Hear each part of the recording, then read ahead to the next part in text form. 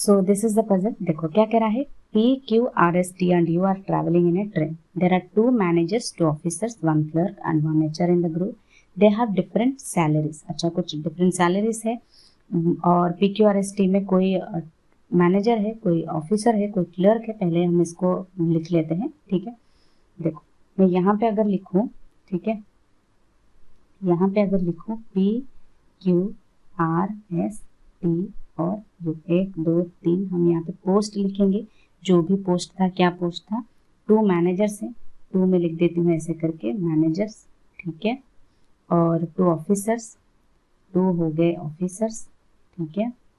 और 1 clerk 1 HR, 1 clerk 1 HR, ठीक है। यहाँ तक हो गया। डिफरेंट सैलरीज के लिए कैसे लिखना है आपको, जब भी आपको अरेंजमेंट करना होता है ऐसे करना होता है, ठीक है।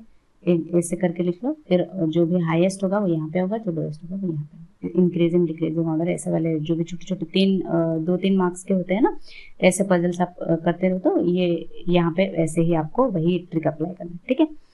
P has more salary than Q। अच्छा, इसको पहले अरेंज करना होता है, ठीक है, हम लिख लेते हैं P has more salary than Q। R has more salary than both Q and S। R has more than Q and S लिख लो, ठीक है। Neither Q nor T has the lowest salary, यानी यहाँ पे Q T नहीं होंगे। P's salary is more than 3 people, तो यहाँ पे गिवन है तो एक बना लो। P यहाँ पे होगा तो 1 2 3 people होगा, ठीक है। Next, S salary is not the lowest, तो मतलब यहाँ पे ये था Q, T और S भी नहीं होगा, ठीक है। Q salary is more than S, Q का मोर देन S है तो Q का more than S। R has not the highest salary, R यहाँ पे नहीं होगा। अच्छा, यहाँ तक है। पहले इसको अरेंज कर लेते हैं, फिर उसके बाद हम जो भी पोस्ट है ये वाला ये करेंगे, ठीक है। तो P तो गया, P Q से बड़ा है और R जो है Q और S दोनों से बड़े हैं। तो यहाँ पे पहले 1 पोजीशन में कौन होगा, Q T S नहीं है, P नहीं है, तो और कौन होगा यहाँ पे, और U बचा, U हो सकता है ना। P Q R S T, R तो नहीं होगा क्योंकि R इन दोनों से बड़ा है, तो डेफिनेटली U बचा, तो यहाँ पे U बचा, ठीक है, U हो जाएगा। अब R Q और S दोनों से बड़े हैं तो R तो इन दोनों में कहीं नहीं आएगा, डेफिनेटली R यहाँ पे होगा, क्यों, क्योंकि ये R यहाँ पे नहीं है। तो यहाँ पे क्या होगा फिर, T होगा, क्यों, क्योंकि Q और S 2 प्लेसेस चाहिए हमें, Q यहाँ पे S यहाँ पे, Q यहाँ पे S यहाँ पे नहीं होगा क्योंकि Q बड़ा है, तो डेफिनेटली Q यहाँ पे S यहाँ पे। यहाँ तक तो अरेंज कर ले। आगे देखो क्या कह रहा है, कह रहा है S and T both same profession, are both of same profession. S और T सेम प्रोफेशन है, ठीक है। S और T जो है सेम प्रोफेशन, मैं यहाँ पे लिख रही हूँ सेम प्रोफेशन, उसके नीचे जो जो होंगे वो लिख लेंगे हम, ठीक है। Same profession S and T, ठीक है। P is married to a manager, P जो है वो मैनेजर से शादी कर, ठीक है। U is not HR, U जो है HR नहीं है, ठीक है।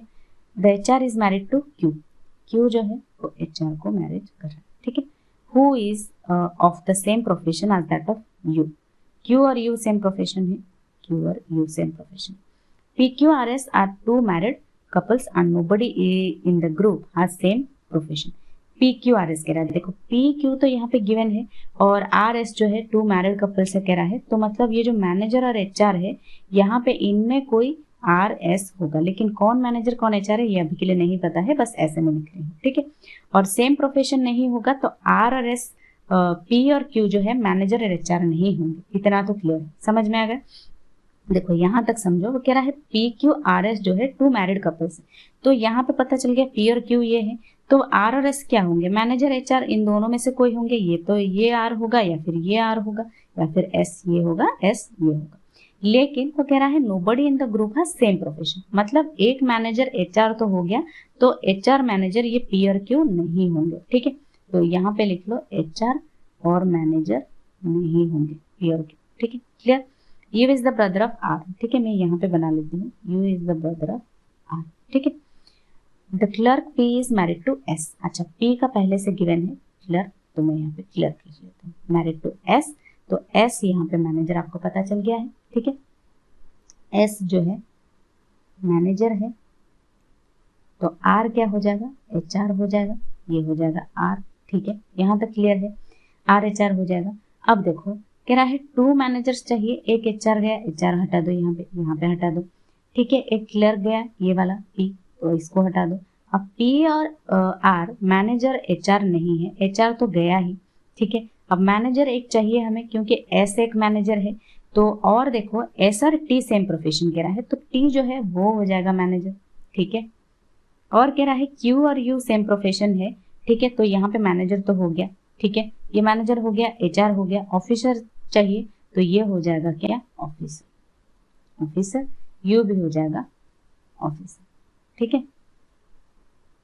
ठीक है। इसको हमने बना लिया, 2 ऑफिसर्स हो गए और 2 मैनेजर्स हो गए, पी मैनेजर एस, अच्छा पी, इसको मैं लिख लेती हूँ यहाँ पे क्योंकि हमने ये बनाया है, ये भी काम आ सकता है। पी और एस ये मैरिड है, ठीक है, लेकिन कौन फीमेल कौन मेल ये नहीं पता है, बट लिख लो ये मैनेजर है, ठीक है।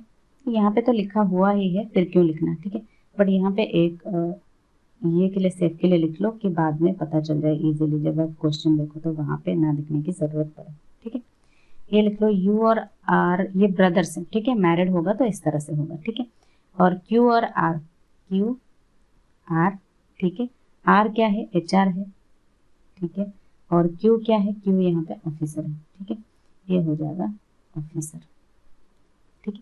यहाँ तक हमने बना लिया, ये काट लो, और ये सेम प्रोफेशन ये भी हो गया, तो हो गया ये पजल सॉल्व। यहाँ तक ये भी पोस्ट हमने बना लिया है, और ये डिजिग्नेशन जो है, डिजिग्नेशन तो ये हो गया, और ये सैलरी उनकी कितने, किसकी ज़्यादा है कम है, ये भी हमने बना लिया। क्वेश्चन देखो, हु इज एचआर, एचआर कौन है, एचआर यहाँ पे आर है, ठीक है, आर है, ये ऑप्शन आर होना चाहिए ऐसे, ठीक है, R A B C D हो गया है, आर जिस ऑप्शन में होगा वही आपका करेक्ट आंसर होगा। What is the profession of F, ये जो मतलब यू है, ठीक है, ये यू है, और ऑफिसर आपका करेक्ट आंसर होगा, ठीक है। A B C D F नहीं था, P Q R S T U था, ठीक है। Which of the following is pair of officer, officer का पेयर कौन कौन है, क्यू और यू, क्यू और यू जो आपका ऑप्शन होगा वही आपका करेक्ट आंसर होगा, ठीक है।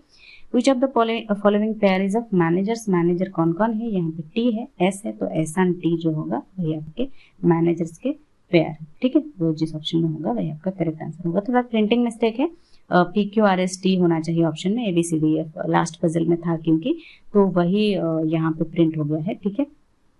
चलो नेक्स्ट क्या कह रहा है, B is married to, B is married to मतलब Q, Q is married to कौन होगा, आर, तो आर जिस ऑप्शन में होगा वही आपका करेक्ट आंसर होगा, ठीक है।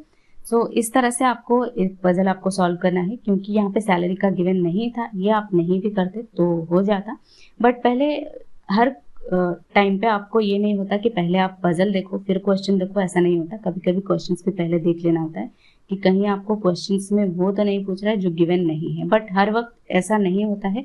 ये थोड़ा टाइम टेकिंग कम था, हो गया सॉल्व, कोई बात नहीं है, बट कई बार ऐसा होता है कि जो आपको पजल में गिवन हो उसके बारे में कभी कभी ये इसके बारे में एक इन्फॉर्मेशन ऐसा गिवन होता है जिसके बारे में क्वेश्चंस में पूछता ही नहीं, जो कि बनाने में अगर टाइम बहुत ज़्यादा लग जाता है तो वहाँ पे टाइम वेस्ट थोड़ा हो जाता है, बट कोई नहीं, यहाँ पे क्वेश्चन में आएगा कि इसकी सैलरी आर से कितने लोगों की सैलरी ज़्यादा है आर की, तो आप कह सकते हो कि 4 लोगों का आंसर है, तो आपने बना लिया है तो ईजी हो जाएगा फिर आंसर करना, ठीक है। So that's all for today. कोई किसी भी इस पजल में डाउट हो या क्वेश्चन में डाउट हो तो आप मुझे कमेंट सेक्शन में पूछ सकते हो। Bye bye, take care.